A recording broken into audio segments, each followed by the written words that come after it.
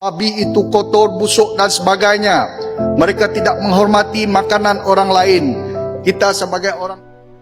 Saya nampak berita ini. Ada ahli dewan kata orang Dayak, makan daging babi itu kotor dan tak bertamandu. Sejujurnya, bila saya dengar ayat tu, saya rasa sangat sedih. Bukan sebab saya marah, tapi sebab saya rasa kami dipandang rendah hanya kerana apa yang kami makan. Saya nak cakap satu perkara yang jelas. Saya tak perlukan anda setuju dengan apa yang saya makan. Saya cuma harap jangan guna makanan untuk nilai siapa kami sebagai manusia. Sejak kecil, kami orang memang makan daging babi. Bukan untuk cabar bangsa dan agama sesiapa. Bukan juga untuk kurang ngajar dengan kepercayaan orang lain. Ini cuma cara hidup kami. Cara yang diturunkan oleh nenek moyang kami sejak dulu-dulu. Tapi hari ini, bila orang dengan kami makan daging babi, terus ada kata jijik kotor tak elok. Seolah-olah makanan boleh tentukan sama ada seseorang itu bermaruah atau tidak. Yang paling menyedihkan, kami tak pernah pun buat benda yang sama pada orang lain. Kami tak pernah hina orang sebab mereka tak makan apa yang kami makan. Sos ikan ada bau yang kuat, belacang pun baunya memang kuat. Tapi kami tak pernah kata makanan orang lain tu tak bertamandu. Sebab kami faham bau dan rasa itu soal kebiasaan, bukan soal betul atau salah. Masalah sebenar bukan apa yang kita makan. Masalahnya bila ada orang gunakan kebiasaan sendiri untuk rendahkan maruah orang lain. Anda boleh tak makan apa yang kami makan. Itu hak anda. Tapi tolong jangan hina cara hidup kami. Hormat bukan bermaksud setuju. Hormat bermaksud tahu jaga pantas. Ini daging babi. Nih, di sini disantar, datang ke santar, datang. Di sini banyak daging babi dijual pinggir jalan. Datang ngelak kalian, kalau nggak jadi tampul kalian dibikin. Jadi sasan kalian dibikin. Jadi tumis kalian dibikin. Tahu kalian, dipanggang kalian nanti. Datanglah kalian sini ya.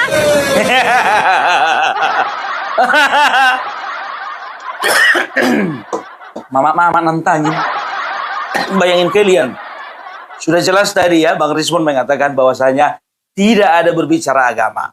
Ya, bukan masalah agama Islam, bukan masalah agama Kristen, bukan masalah agama Konghucu, tapi berbicara kesetaraan. Itu ya, coba berani bikin di Bali, berani bikin di Maluku, berani bikin di Papua, berani kalian bikin di NTT. Nggak boleh begitu. Kita hargai ya adat istiadat atau budaya dari suatu masyarakat tertentu, kan begitu ya. Nah, maaf memang betul ya, Kota Medan ya itu adalah kota tempat asli dari Melayu Delhi. Betul, sangat betul sekali ya.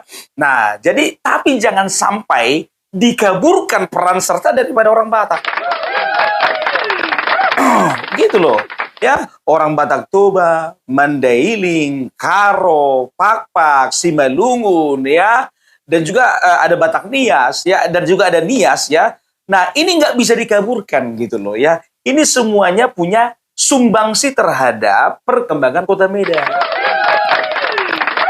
Ya, teman-teman, itulah masalah daging babi ya, teman-teman. Ya, sudah bosan kita membahas daging babi ini.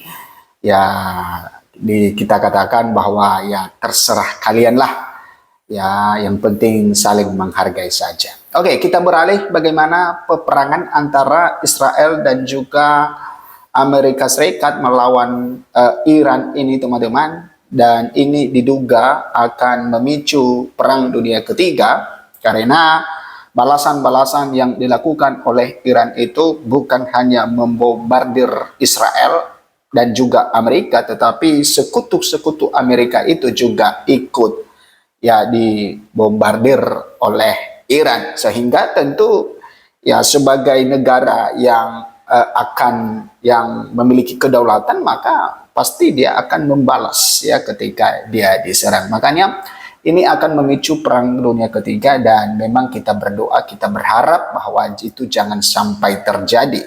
Kita berharap ada perdamaian, ya, ada jalan keluar, dan ada orang yang mendamaikan hal ini. Memang Pak Prabowo Subianto selaku Presiden Republik Indonesia menawarkan diri untuk menjadi mediator juru damai dalam peperangan ini teman-teman, tapi tentu ada hambatan, tentu ada tantangan, kesulitan seperti yang disampaikan oleh Pak Yusuf Kalla selaku Wakil Presiden ke-10 dan ke-12 kalau tidak salah, mengatakan bahwa memang boleh-boleh saja Pak Prabowo untuk mendamaikan, menjadi mediator, tapi yang menjadi pertanyaannya apakah Pak Prabowo didengar karena negara kita itu tidak setara dengan negara yang sedang berperang.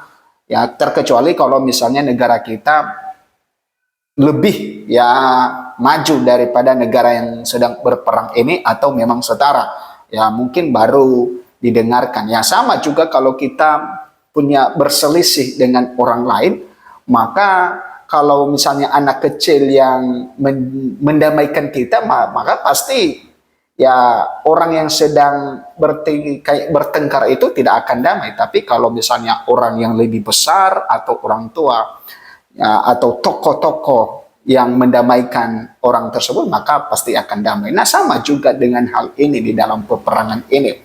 Ya makanya Pak Yusuf Kalla mengatakan bahwa kita harus mengetahui bagaimana posisi negara kita, apakah tidak sia-sia itu nantinya, karena tentu sebagai mediator tidak boleh memihak satu dengan yang lain. Walaupun kita tidak memiliki diplomatik dengan Israel, tapi tidak bisa ya memihak juga dengan Iran. Karena kalau memihak itu berarti itu bukan juru damai, ya itu adalah sekutu. Nah, jadi karena kehadiran Pak Prabowo itu kita tidak tahu nantinya apakah ini benar dilakukan, apakah benar nantinya Pak Prabowo untuk berangkat, maka kita menitipkan pesan bahwa ini kan sedang panas-panasnya teman-teman. Jadi kita tahu bagaimana pertahanan Iran saja, ya orang nomor 1 di Iran saja bisa dihajar habis oleh Israel. Nah ini ketika Pak Prabowo pergi ke sana, ya kita meragukan keselamatan. Jadi harusnya menunggu dulu.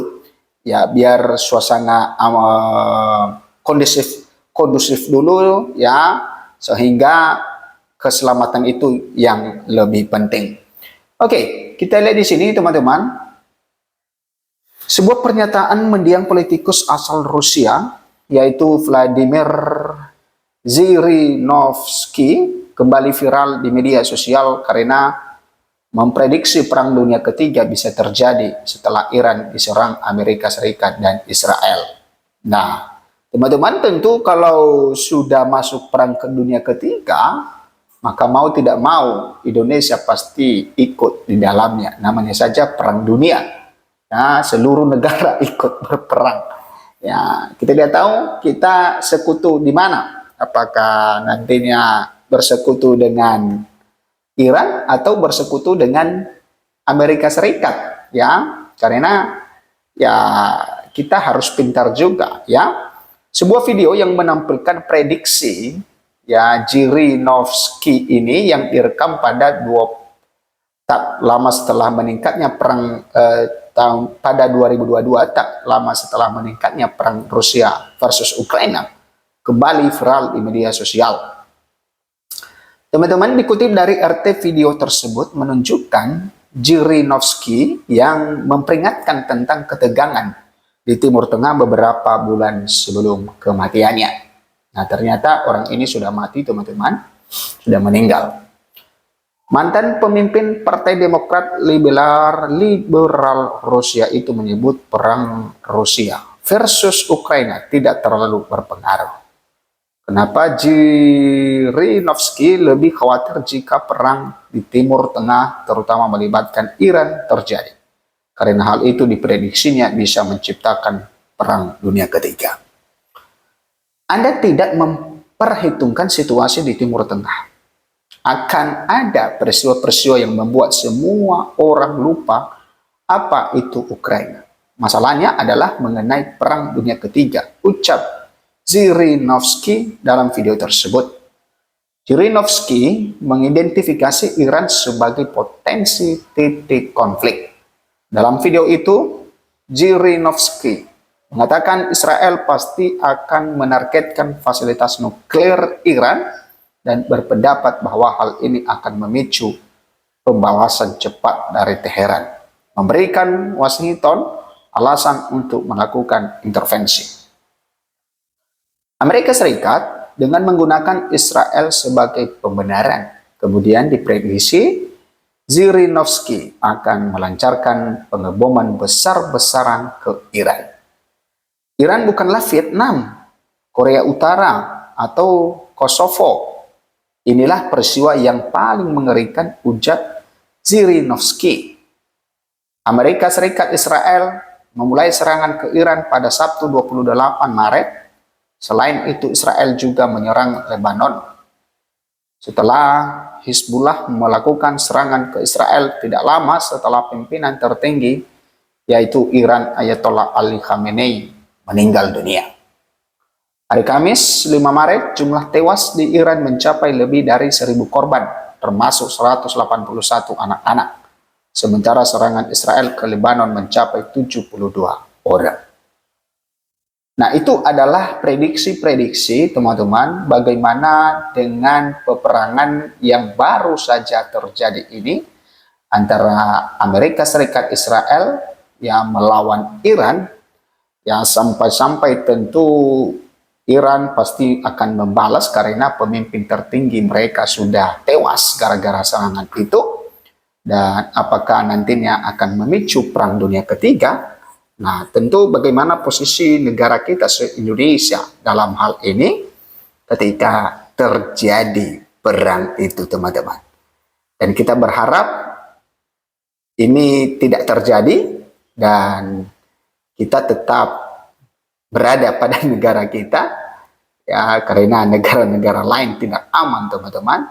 Tentu negara kita sampai sekarang masih aman, tidak ada yang mengganggu, makanya ya warga negara kita jangan mengganggu negara yang lain. Silakan memberikan komentar Anda, sampai jumpa di video berikutnya.